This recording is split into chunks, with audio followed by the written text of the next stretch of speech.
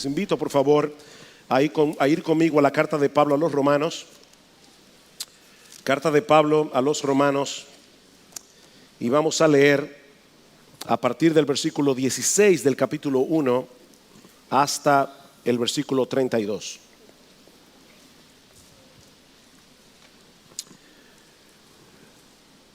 Porque no me avergüenzo del Evangelio, porque es poder de Dios para salvación a todo aquel que cree, al judío primeramente y también al griego. Porque en el Evangelio la justicia de Dios se revela por fe y para fe, como está escrito, mas el justo por la fe vivirá. Porque la ira de Dios se revela desde el cielo contra toda impiedad e injusticia de los hombres que detienen con injusticia la verdad. Porque lo que de Dios se conoce les es manifiesto, pues Dios se lo manifestó. Porque las cosas invisibles de Él, su eterno poder, su deidad, se hacen claramente visibles por medio de las cosas hechas, desde la creación del mundo, siendo entendidas por medio de las cosas hechas, de modo que no tienen excusa. Pues habiendo conocido a Dios, no le glorificaron como a Dios, ni le dieron gracias, sino que se envanecieron en sus razonamientos y su necio corazón fue entenebrecido. Profesando ser sabios, se hicieron necios y cambiaron la gloria del Dios incorruptible en semejanza de imagen de hombre corruptible, de aves, de cuadrúpedos y de reptiles, por lo cual también Dios los entregó a la inmundicia en la concupiscencia de sus corazones, de modo que deshonraron entre sí sus propios cuerpos, ya que cambiaron la verdad de Dios por la mentira, honrando y dando culto a las criaturas antes que al Creador, el cual es bendito por los siglos. Amén. Por esto Dios los entregó a pasiones vergonzosas, pues aún sus mujeres cambiaron el uso natural por el que es contra naturaleza, y de igual modo también los hombres, dejando el uso natural de la mujer, se encendieron en su lascivia unos con otros, cometiendo hechos vergonzosos hombres con hombres y recibiendo en sí mismos la retribución debida a su extravío. Y como ellos no aprobaron tener en cuenta a Dios, Dios los entregó a una mente reprobada para hacer cosas que no convienen, estando atestados de toda injusticia, fornicación, perversidad, avaricia, maldad, llenos de envidia, homicidios, contiendas, engaños y malignidades, murmuradores, detractores, aborrecedores de Dios, injuriosos, soberbios, altivos, inventores de males, desobedientes a los padres, necios, desleales, sin afecto natural, implacables, sin misericordia, quienes habiendo entendido el juicio de Dios, que los que practican tales cosas son dignos de muerte, no solo las hacen, sino que también se complacen con los que las practican. Como la mayoría de ustedes saben, el 26 de junio pasado, en una reñida decisión de 5 jueces contra 4, la Suprema Corte de los Estados Unidos legalizó el matrimonio homosexual en todos los estados de la Unión.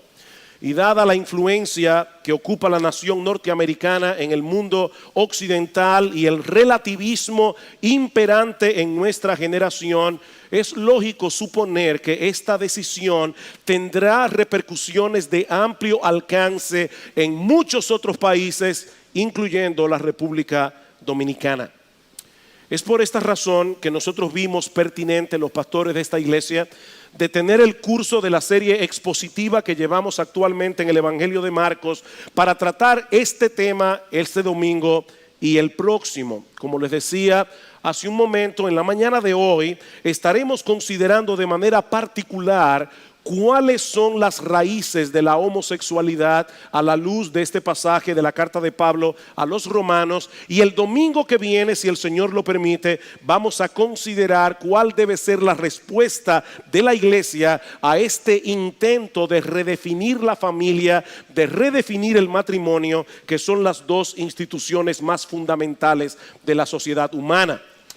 De igual manera, y como ya hemos avisado, en la tarde de hoy vamos a tener un panel abierto para responder acerca de la homosexualidad, abordando preguntas y temas que son difíciles de tratar en un mensaje como este. Ahora bien, hermanos, yo estoy consciente de que este es un tema polémico, este es un tema controversial, y que tanto los que están en contra como los que están a favor del matrimonio homosexual pueden asumir conductas muy agresivas para defender su posición. Por lo que yo me adelanto a decir que mi intención en esta mañana es abordar este tema desde una perspectiva bíblica y con un corazón pastoral.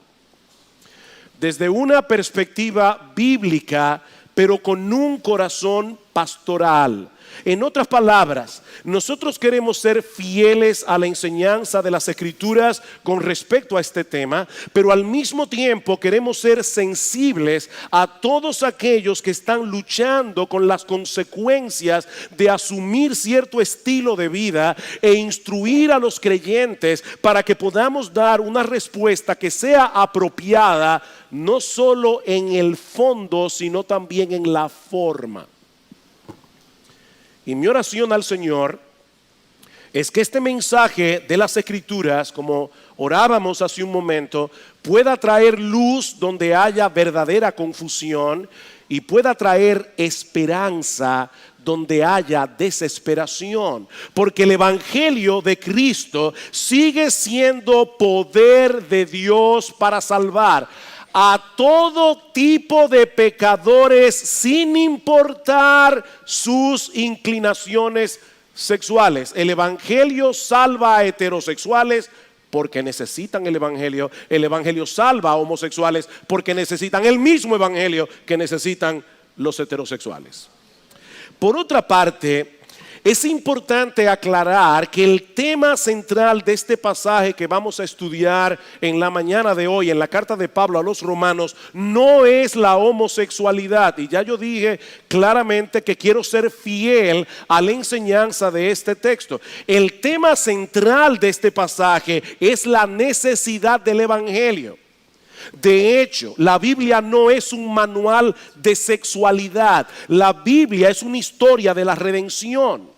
Pero como yo espero mostrar en esta mañana, cuando nosotros colocamos la sexualidad humana en el contexto de esa gran historia redentora que se revela en las Escrituras, estamos mejor equipados para entender el problema con el que estamos lidiando aquí, así como la solución que Dios ha provisto para resolver ese problema.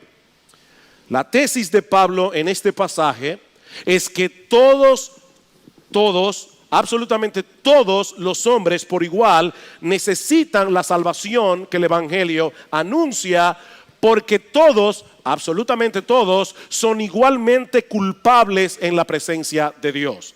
Así que la buena noticia del Evangelio comienza con una noticia muy mala. Y de hecho no podemos entender la buena noticia del Evangelio si no entendemos primero la mala, que es lo que Pablo pasa a explicarnos aquí a través del versículo 18. Y aunque no es mi intención exponer este pasaje con todo lujo de detalle, es un pasaje muy denso, al menos tenemos que entender cuál es la esencia de la acusación que Pablo plantea aquí contra la raza humana y que demanda un costosísimo plan de salvación como el que Dios anuncia en el Evangelio.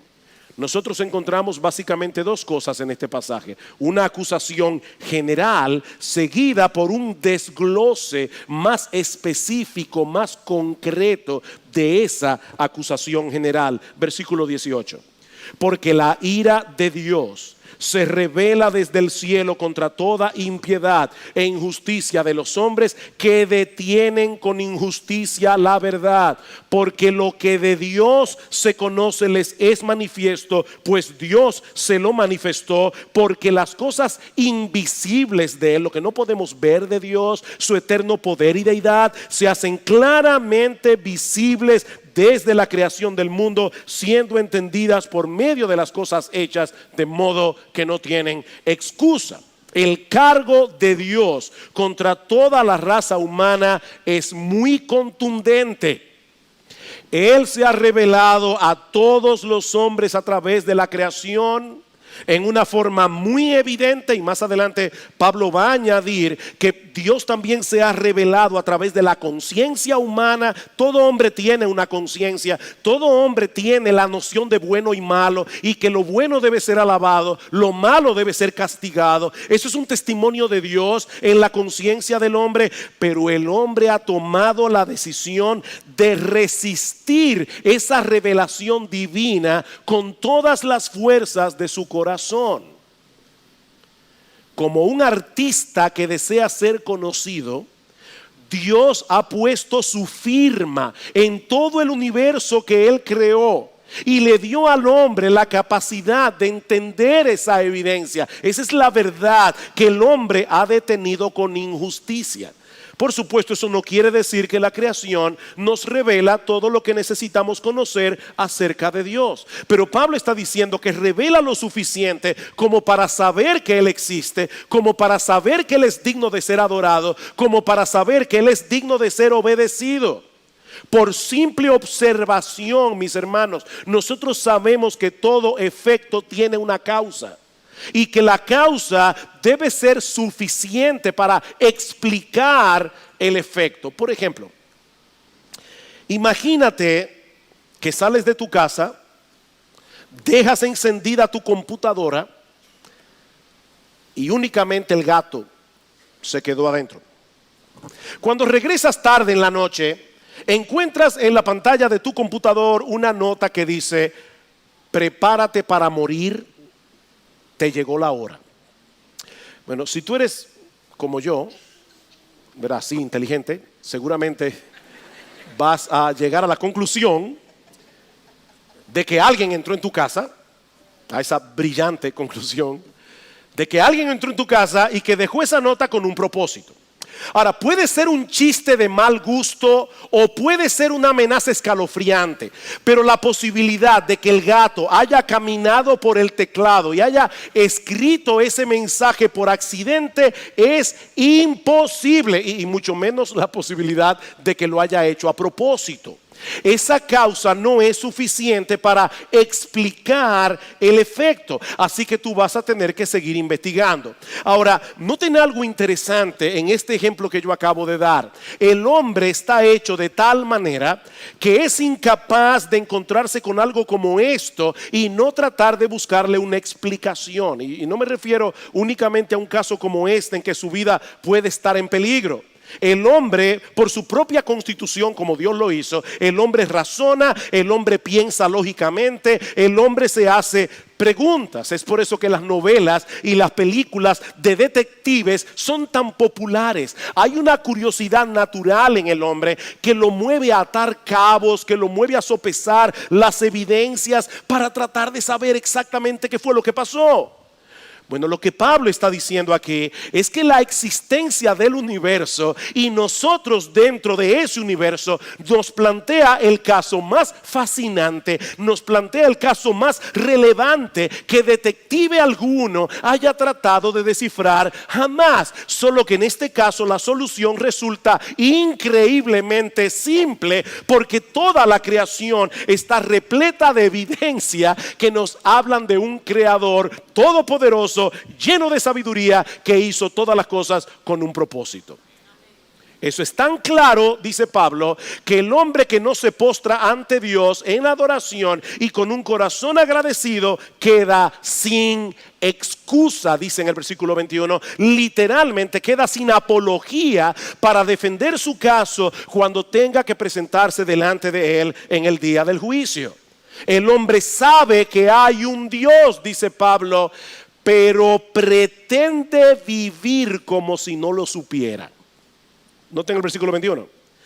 Pues habiendo conocido a Dios, no le glorificaron como a Dios, ni le dieron gracias, sino que se envanecieron en sus razonamientos y su necio corazón fue entenebrecido. Él sabe que hay un Dios, pero él pretende vivir como si él no lo supiera. Esa es en esencia la acusación de Pablo contra toda la raza humana. El hombre padece de una pecaminosa e inexcusable deshonestidad intelectual. Hay un reputado profesor de leyes y filosofía llamado Jay Budziszewski. No traten de aprenderse el nombre. Hay que repetirlo un rato para aprenderlo. Es profesor universitario de filosofía y de leyes. Budziszewski durante un tiempo fue ateo, pero finalmente llegó a la conclusión de que su problema era básicamente el autoengaño. Y ahora escuchen lo que dice él. El autoengaño, dice Budziszewski, significa hacerse el tonto. Significa pretender que no sabemos lo que en realidad sí sabemos. Jugar a que desconocemos lo que en realidad conocemos. Lo que estoy insinuando es que los seres humanos jugamos con Dios. Nos mentimos. Y una de las cosas acerca de las cuales nos mentimos es sobre nuestro conocimiento de la realidad de Dios. Y aquí él cita el Salmo 14, donde el salmista comienza diciendo: dice el necio en su corazón, no hay Dios. Y continúa diciendo el salmista: no le llama necio al hombre por pensar que no hay Dios, sino más bien por decirse a sí mismo que no hay Dios, aunque en lo profundo de su mente él sabe que no es así. Hay un Dios y él lo sabe, pero él se dice a su corazón, él pretende vivir de cierta manera. Esa es la acusación de Pablo en Romanos capítulo 1. El hombre sabe que existe Dios, pero pretende vivir como si él no supiera eso. Y por supuesto, nadie puede pretender tal cosa sin sufrir la consecuencia. Imagínate lo que sucedería con una persona que de repente decide pretender que los carros no existen. Y él va por la calle y él cruza porque él dice no existen. Ya ustedes se imaginan lo que va a pasar. El hombre pretende vivir como si no tuviera que tomar en cuenta a Dios. Y ahora Pablo quiere mostrarnos de manera más específica, de manera más concreta, cómo esto se manifiesta en la realidad, en la práctica, a través de 3 intercambios íntimamente relacionados entre sí. En primer lugar, el hombre, dice Pablo, decidió cambiar la gloria de Dios por la vanagloria de las criaturas. Versículo 21. Pues habiendo conocido a Dios, no le glorificaron como a Dios, ni le dieron gracias, sino que se envanecieron en sus razonamientos y su necio corazón fue entenebrecido. Profesando ser sabios, se hicieron necios y cambiaron. Aquí está el primer intercambio. Cambiaron la gloria del Dios incorruptible en semejanza de imagen de hombre corruptible, de aves, de cuadrúpedos y de reptiles. Alguien decía que el ser humano es un religioso incurable. Como fuimos creados originalmente para adorar a Dios y encontrar en Él nuestra seguridad y nuestra satisfacción, el hombre no puede desechar a Dios sin caer en la idolatría. Eso es imposible. Y debo aclarar, porque somos personas muy sofisticadas del siglo XXI, que cuando hablamos de idolatría no podemos pensar únicamente en un adorador de imágenes. Todo aquello en lo que ponemos nuestra confianza, en lo que buscamos nuestra identidad, nuestra seguridad, que no sea Dios, ese es nuestro ídolo. Es aquello en lo que nos refugiamos en momentos de dificultad, o como dice Timothy Keller, son aquellas cosas con las que contamos para hacer nuestras vidas significativas. Son aquellas cosas de las cuales decimos, yo necesito eso para ser feliz, o si yo no tengo eso, mi vida no vale nada ni significa nada. Eso es un ídolo. El hombre busca desesperadamente en las cosas creadas lo que solo puede encontrar en el Creador, y por eso experimenta una profunda insatisfacción, no importa su inclinación sexual.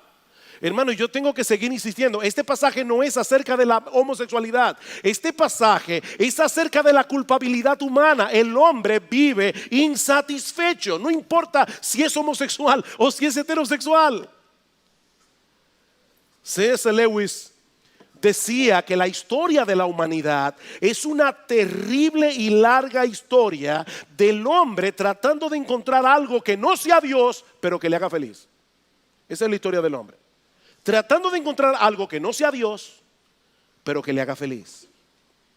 En segundo lugar, Pablo dice también que el hombre no solamente ha cambiado la gloria de Dios por la vanagloria de las criaturas, él ha cambiado la verdad de Dios por la mentira. Versículo 24. Por lo cual también Dios los entregó a la inmundicia en la concupiscencia de sus corazones, de modo que deshonraron entre sí sus propios cuerpos, ya que cambiaron la verdad de Dios por la mentira, honrando y dando culto a las criaturas antes que al Creador, el cual es bendito por los siglos. La gloria de Dios estaba supuesta a ser el sol alrededor del cual orbitaran nuestras almas, pero el hombre ha decidido orbitar alrededor de las criaturas y sobre todo se ha colocado a sí mismo en el centro de su propio universo. Y eso no solo nos convierte en idólatras, sino que produce una profunda distorsión de la realidad.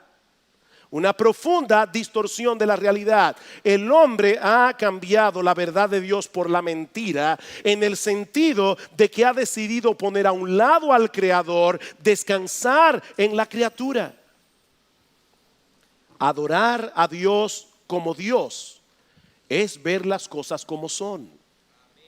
Y por lo tanto es vivir conforme a la verdad.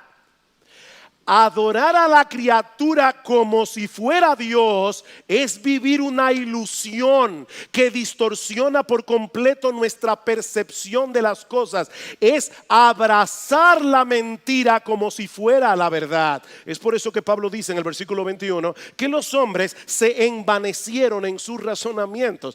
Han perdido la capacidad de razonar equilibradamente. Tanto así que a la necedad el hombre le llama sabiduría. Profesando ser sabios se hicieron necios, y a la sabiduría el hombre le llama necedad. ¿Cómo nosotros podemos entender que en Estados Unidos, en los Estados Unidos de Norteamérica, matar el huevo de una águila calva te lleva a la cárcel y a pagar una multa de 5 a 10 mil dólares, pero matar a un niño en el vientre de la madre no tiene ninguna penalidad? Profesando ser sabios se hicieron necios. Al cambiar la gloria de Dios por la vanagloria de la criatura, el hombre ha perdido su punto de referencia para poder interpretar la realidad en una forma objetiva. Y una de las ilustraciones más claras de esa terrible distorsión es precisamente la homosexualidad, que es el tercer intercambio que Pablo menciona en el pasaje, versículo 26. Por esto Dios los entregó a pasiones vergonzosas, pues aún sus mujeres cambiaron el uso natural por el que es contra naturaleza. Y de igual modo también los hombres, dejando el uso natural de la mujer, se encendieron en su lascivia unos con otros, cometiendo hechos vergonzosos, hombres con hombres, y recibiendo en sí mismos la retribución debida a su extravío. Digo otra vez, el tema de estos versículos no es la homosexualidad, sino la necesidad que todos tenemos del evangelio. Pero Pablo introduce ese tema aquí como una vívida ilustración de lo que ha ocurrido con la raza humana al intercambiar la gloria de Dios por la vanagloria de las criaturas y la verdad de Dios por la mentira. Debido a ese terrible intercambio hecho por el hombre en su pecado, Dios ha derramado su ira, escuchen bien otra vez, contra toda la raza humana. Pablo no está hablando aquí de casos específicos. Pablo está hablando de la humanidad y él está diciendo: Dios ha derramado su ira contra el hombre, contra toda la raza humana. ¿Cómo? Dejándoles cosechar en toda su intensidad el fruto de su extravío. 3 veces Pablo dice en este pasaje que Dios los entregó. 3 veces a todo el mundo Dios los entregó. Versículo 24. Por lo cual también Dios los entregó a la inmundicia en la concupiscencia de sus corazones. Versículo 26. Por esto Dios los entregó a pasiones vergonzosas. Versículo 28. Y como ellos no aprobaron tener en cuenta a Dios, Dios los entregó a una mente reprobada. Dios los entregó. Va a haber un despliegue de la ira de Dios en el día del juicio. Pero Pablo está hablando aquí de cómo se manifiesta esa ira aquí y ahora en el presente. Como dice el comentarista William Hendrickson, Dios en su ira permite que todos los pecadores impenitentes sean arrastrados por sus propios pecados al abismo de sus propias pasiones viles. Esa es una de las manifestaciones de la ira de Dios sobre una humanidad pecadora, que sabiendo que existe Dios, ahora quiere pretender que no lo sabe. Ahora quiere pretender que Él no está ahí. Ahora quiere pretender que su opinión no importa en lo absoluto. Y Dios los entregó. Pastor, pero la Biblia dice que Dios es amor. Yo lo sé. Pero también enseña que Él es perfectamente santo y que Él es perfectamente justo. Estos atributos no se excluyen entre sí, sino que se complementan. De hecho, déjenme decir algo que a algunos les va a parecer bien extraño. Precisamente porque Dios es amor, Él no puede permanecer indiferente ante el pecado y la maldad que destruyen al hombre creado a su imagen y semejanza. Alguien dijo muy sabiamente: todas las personas que realmente aman, en ocasiones se llenan de ira. No a pesar de que aman, sino más bien por causa de ese mismo amor. Óyeme bien, si el hecho de ver arruinarse aquello que tú dices amar, eso no te produce ira, eso es un síntoma de que tú realmente no lo amas. ¿Se entendió eso? Si tú realmente amas, tú tienes que tener ira. Si tú no sabes lo que es la ira, tú no eres una persona llena de amor, tú eres un indiferente. Y el indiferente o la indiferencia no es más que odio disfrazado. El verdadero amor no puede permanecer indiferente ante la crueldad, no puede permanecer indiferente ante la violencia, no puede permanecer indiferente ante la injusticia. Así que Dios muestra su ira contra el pecado en todas sus manifestaciones, no solo porque es un Dios justo, sino también porque es un Dios de amor. Él no puede quedarse de brazos cruzados ante el pecado del hombre, sino que ha derramado su ira desde el cielo, dejando que el hombre obtenga lo que quiere. Esa es la manifestación de la ira. Dejándolo que se vayan detrás de sus pasiones. Es lo que Pablo está diciendo aquí. Esa es la manifestación de la ira de Dios sobre una humanidad pecadora. ¿Quieren vivir pretendiendo que Él no tiene nada que ver con nuestras vidas?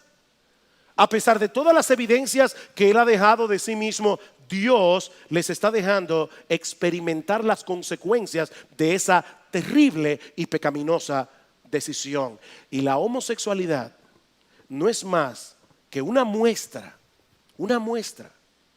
de cuán distorsionada puede llegar a ser la percepción de la realidad cuando se decide vivir de espaldas a Dios, al punto de llegar a deshonrar sus propios cuerpos, como dice Pablo en el versículo 24.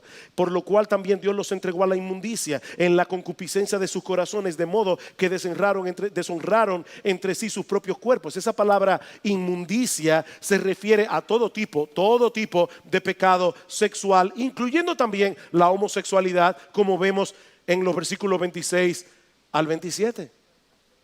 Y noten que los términos que Pablo usa en los versículos 26 y 27 para referirse a este pecado específico. En ambos versículos nos dice que son pasiones vergonzosas, que son antinaturales. Y al final del versículo 27 dice que es una conducta extraviada que trae consigo inherentemente retribución o castigo de parte de Dios. Y yo creo que de lo que Pablo está hablando allí no es del SIDA. Cuando Pablo dice en el versículo 27, recibiendo en sí mismos la retribución debida a su extravío, lo que Pablo está diciendo es que la perversión misma es parte del castigo. Es un pecado que lleva a más pecado, y esa es parte del castigo de Dios. Pero yo sé que estas palabras son fuertes, pero hermanos, eso está en la Biblia. Esa es la opinión de Dios revelada en las Escrituras. La conducta homosexual es una violación al orden establecido por Dios cuando Él hizo al hombre para la mujer y a la mujer para el hombre. Es en ese sentido que Pablo está usando aquí la expresión contra naturaleza.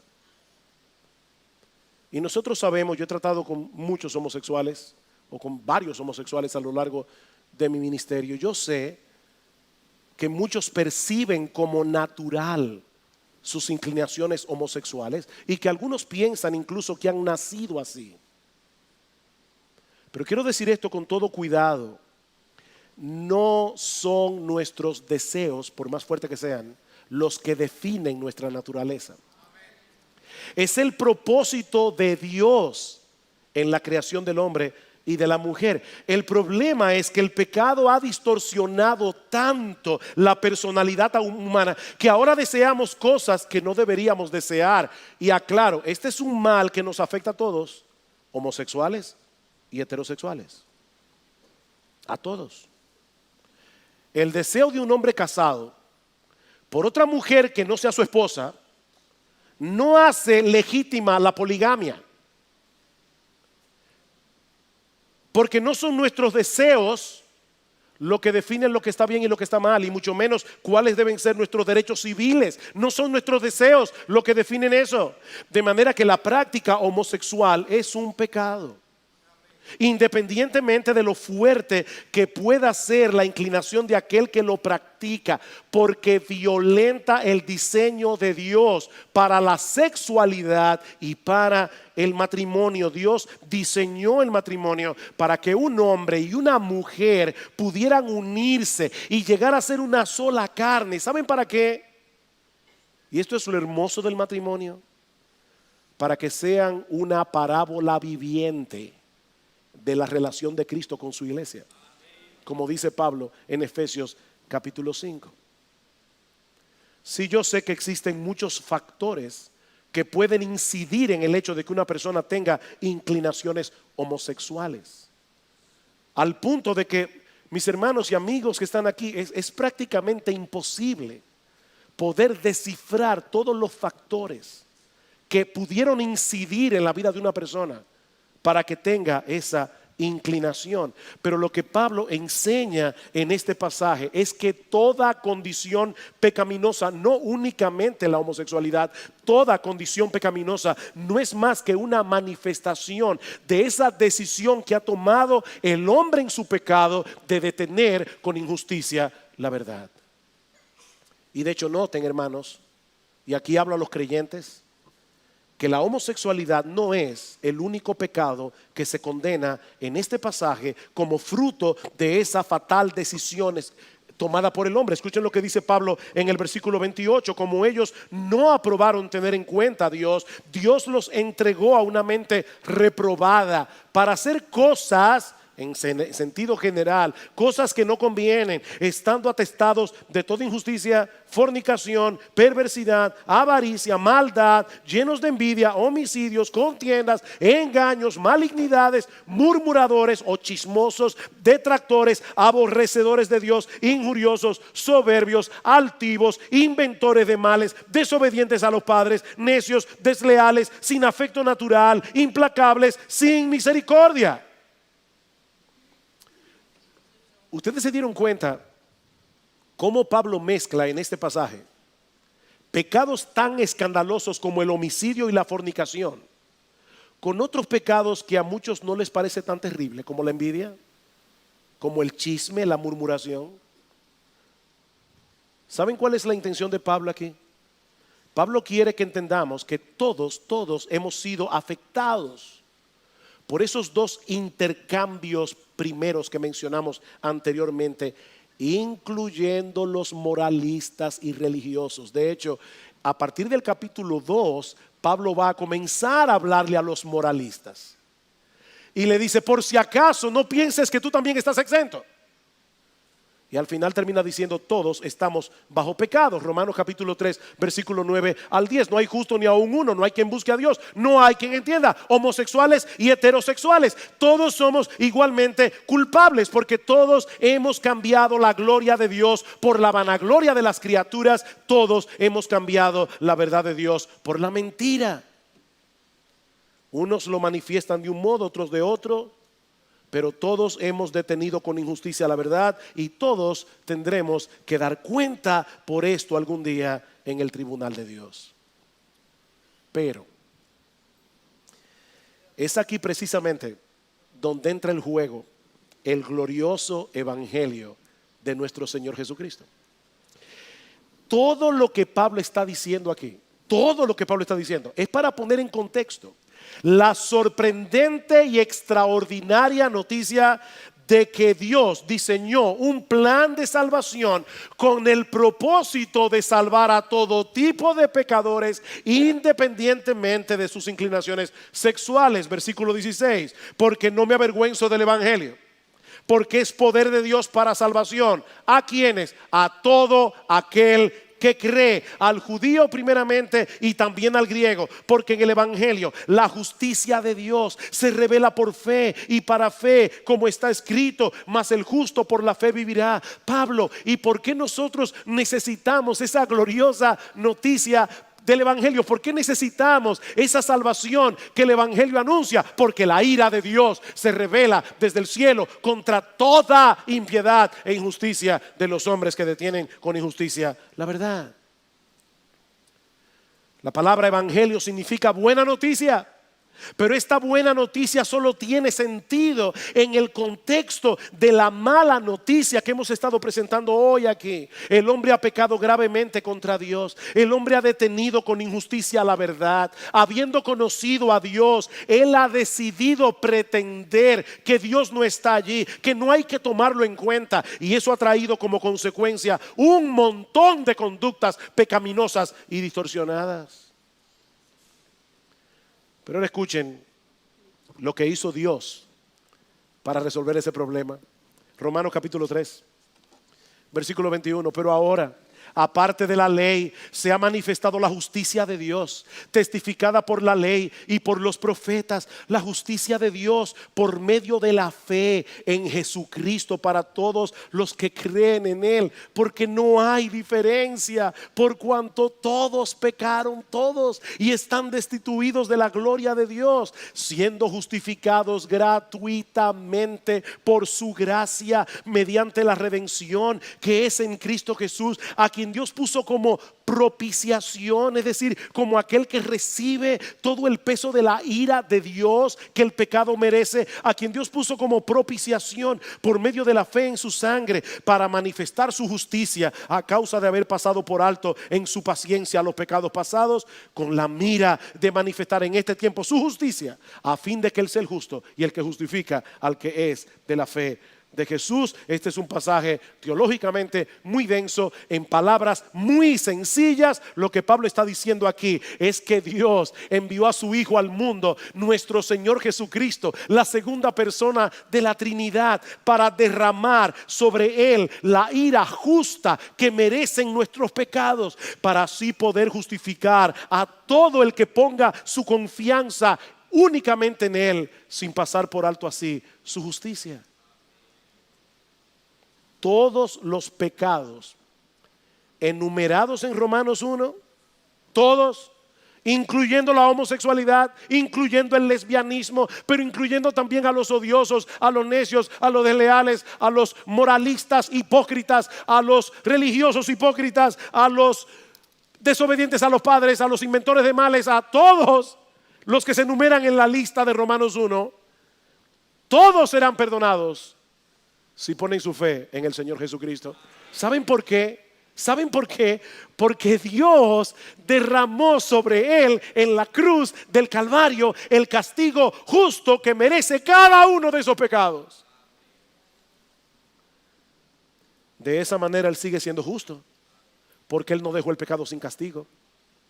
Él sigue siendo justo y es al mismo tiempo el que justifica al que es de la fe de Jesús.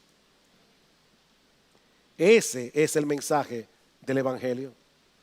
Que aquel que no conoció pecado, por nosotros fue hecho pecado, para que nosotros fuésemos hechos justicia de Dios en él.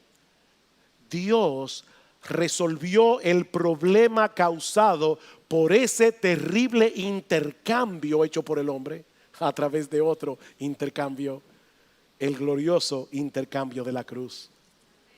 Cristo sufrió el castigo que nosotros merecemos para que todo el que se arrepienta de sus pecados y se ampare en él por la fe, reciba de parte de Dios las bendiciones que él merece por su justicia. Hace un momento decíamos que Dios ha derramado su ira en este mundo caído, dejándole al hombre cosechar en toda su intensidad el fruto de su extravío. Y esa es indudablemente una manifestación de su justo aborrecimiento por el pecado. Pero ¿saben qué? Esa moneda tiene otra cara. Escuchen lo que dice Pablo más adelante en Romanos capítulo 8, versículo 18.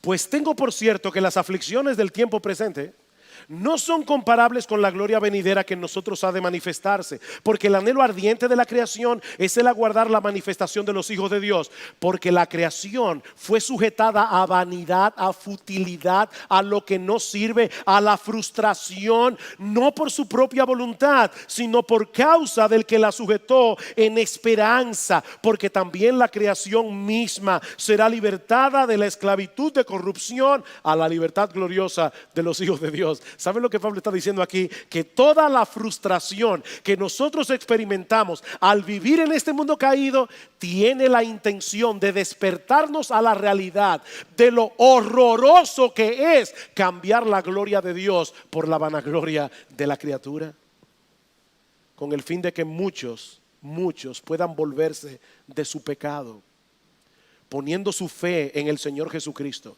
y colocando a Dios en el lugar que le corresponde. Mi amigo, hay esperanza para el pecador, independientemente de sus inclinaciones sexuales. Hay esperanza para el homosexual, hay esperanza para el heterosexual, hay esperanza para el liberal y hay esperanza para el moralista hipócrita. Hay esperanza. Hay esperanza para el publicano y hay esperanza para el fariseo, porque hay salvación en Cristo para todo aquel que cree.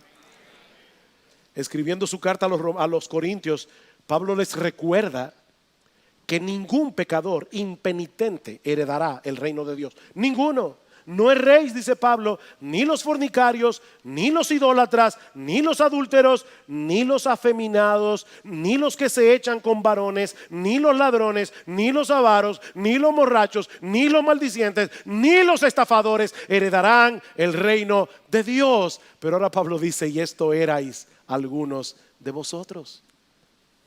Esto erais algunos, mas ya habéis sido lavados, ya habéis sido santificados, ya habéis sido justificados en el nombre del Señor Jesús y por el Espíritu de nuestro Dios. Yo sé que muchos nos acusan de homofóbicos porque decimos que la homosexualidad es un pecado. Y lamentablemente no sería correcto de mi parte dejar de reconocer que muchos cristianos actúan de tal manera que muestran la realidad de esa acusación. Pero ¿saben cuál es la realidad? La verdad verdadera detrás de todo esto. Que solo los cristianos pueden y deben manifestar verdadero amor hacia los homosexuales, al mostrarles su problema con la justicia de Dios, para luego presentarles la esperanza que todos tenemos en Cristo. Nosotros amamos a los homosexuales y debemos recibir a los homosexuales de la misma manera que recibimos a los heterosexuales.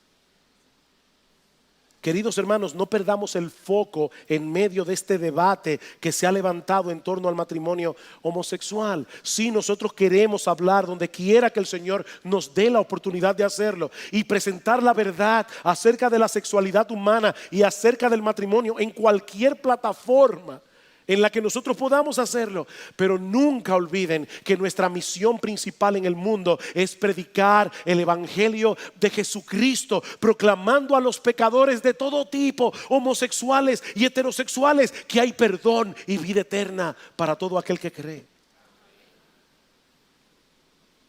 Me encanta como dice John Piper: Dios no nos ha llamado a ganar las elecciones, sino a ganar almas, corazones y mentes. Él no nos ha llamado a controlar el Congreso, sino a predicar el evangelio. Él no nos ha llamado a vivir seguros, sino a decir la verdad. Él no nos ha llamado a evitar el conflicto, sino a amar a todos. Así que habla la verdad en amor, confía tu causa a Dios y mantén la gloria de Dios en el centro de tu alma, de modo que todos los planetas de tus pasiones giren en su órbita adecuada.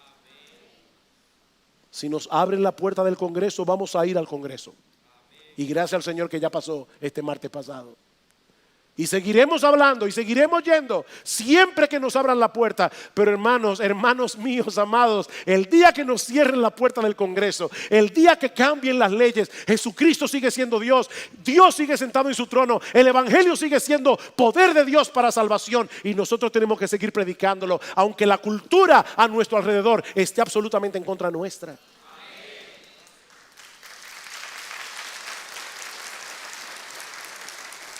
Y mi amigo, mi invitación en esta mañana a todos por igual es que vengas a Cristo en arrepentimiento y fe. No importa los pecados que hayas cometido, confiando únicamente en ese glorioso intercambio que Él llevó a cabo con su vida y con su muerte. Él vivió la vida de perfecta obediencia que nosotros no podíamos vivir, para luego morir en la cruz del Calvario, la muerte que tú y yo merecíamos morir, para que todo aquel que en Él cree no se pierda, mas tenga vida eterna. Dios salva y Dios transforma por el poder del evangelio, únicamente por gracia, por medio de la fe.